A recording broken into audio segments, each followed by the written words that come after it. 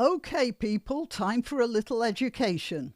Since the state religion is now communism, I thought we might as well have a quick look at the state Bible, which is, of course, the Communist Manifesto. Now, obviously, seeing as we are all just the masses, the proles, we probably can't understand the finer points of dialectical materialism. However, I just thought perhaps you might be interested in one or two small passages which might enlighten you as to the state of the world we're in now. I'm Granniopteryx. I'm on YouTube, Rumble, BitChute, and Minds.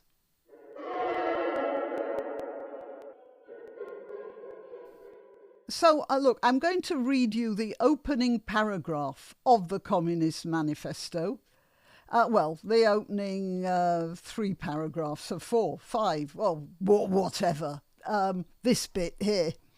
And then just about 3 or 4 little bits from the middle of the work. I don't think many people have actually read the Communist Manifesto in its entirety. It's a very turgid piece of writing, which extends from, I don't know what, depending on the size of the print or whatever, from between around 30 pages to around 60 pages, something like that. Okay, so it starts full of bombast and fury. A spectre is haunting Europe. This was in the 1840s, by the way. A spectre is haunting Europe. The spectre of communism. All the powers of old Europe have entered into a holy alliance to exorcise this spectre. Pope and Tsar, Metternich and Guizot, French radicals and German police spies. Yeah, the whole world is against them. Don't we know it? Where is the party in opposition that has not been decried as communistic by its opponents in power? Where is the opposition that has not hurled back the branding reproach of communism against the more advanced opposition parties, as well as against its reactionary adversaries? Listen, you're not expected to make a lot of sense of this. Don't worry. It's a lot of agitated words, like foam when you're whipping up eggs or something. 2 things result from this fact. Communism is already acknowledged by all European powers to be itself a power. Maybe not a power. However, certainly it was a political theory and people did acknowledge it. 2, it is high time that communists should openly in the face of the whole world publish their views, their aims, their tendencies, and meet this nursery tale of the spectre of communism with a manifesto of the party itself.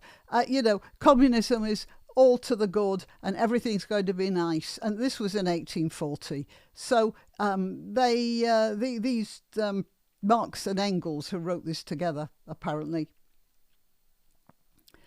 these prophets did not foresee the piles of bodies, the years of static, undeveloping society, the millions of prisoners, I don't know what, 200 million deaths, they say, that communism caused between Russia and China, something like that. Right. Anyway, they were great prophets, but they certainly didn't see that. And they call this a nursery tale of the spectre of communism. To this end, communists of various nationalities have assembled in London and sketched the following manifesto to be published in the English, French, German, Italian, Flemish and Danish languages. Sort of interesting that the one language they don't mention here is Russian. All right, now I am going to find just a bit in the middle that you might find particularly interesting. Well, this is a Bible and it has 10 commandments. I told you it was a Bible, didn't I? All right, so I'll just talk about some of those 10 commandments. But I'll start with the preamble to this. The proletariat will use its political supremacy to wrest, by degrees, all capital from the bourgeoisie. That means taxing people into oblivion, to centralise all instruments of production in the hands of the state, and to increase the total of productive forces as rapidly as possible. Of course, in the beginning, this cannot be effected except by means of despotic inroads on the rights of property. In other words, what they are saying here is it will be necessary to steal land from people, state-sanctioned theft. And despotic inroads onto rights of property. That's what happened to the kulaks, of course. That went well, didn't it? And on the conditions of bourgeois production, and that means factories and businesses. So what they're saying here is you have to be arresting, shooting, or expelling people who own land or run businesses, because that's the only way the proletariat can get total control over these aspects of society. By means of measures, therefore, which appear economically insufficient and untenable, but which in the course of the movement outstrip themselves. So he's saying at the beginning, this is going to cause a lot of hardship for everyone, but after a while, things will settle down and everything will be absolutely peachy. Necessitate further inroads upon the old social order and are unavoidable as a means of entirely revolutionising the mode of production. So there you have it. What he's saying is there'll be a lot of misery, but it's like pulling a tooth. You'll be happier when it's out.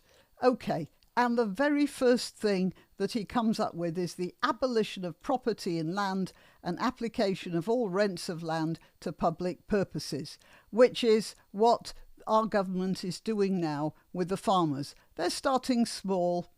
They're not going to stop there, of course. I mean, given half a chance. A heavy progressive or graduated income tax.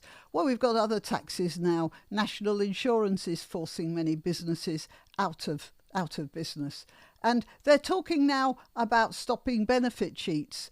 Because people on benefits are, parasitizing, to use a communist word. But the fact is, if there isn't work, then how are they going to get off benefit? Abolition of all right of inheritance. Well, there we go. I mean, what is happening in our government now is straight out of the Communist Manifesto. I'm surprised more people haven't noticed this. Confiscation of the property of all emigrants and rebels. That means if you leave the country because you can't stand what's going on, or you speak out against the government, they will confiscate your property. Centralisation of credit in the hands of the state, that's nationalise the banks, and centralisation of the means of communication and transport. And that means, means of communication is now what they're trying to do with their respect theory for the internet. I don't know whether you've paid attention to this, but one of Keir Starmer's proposals is that the laws about what you can say online should be increasingly tightened. Just so you know. Extension of factories and instruments of production owned by the state. Well, they have been talking about buying the land that farmers can't keep because of inheritance tax. So they are doing that too. This is just the beginning of the salami slices. I am so despairing of where our country is going right now. That we are in genuine danger. We really are. We have to realise that. We are in genuine danger.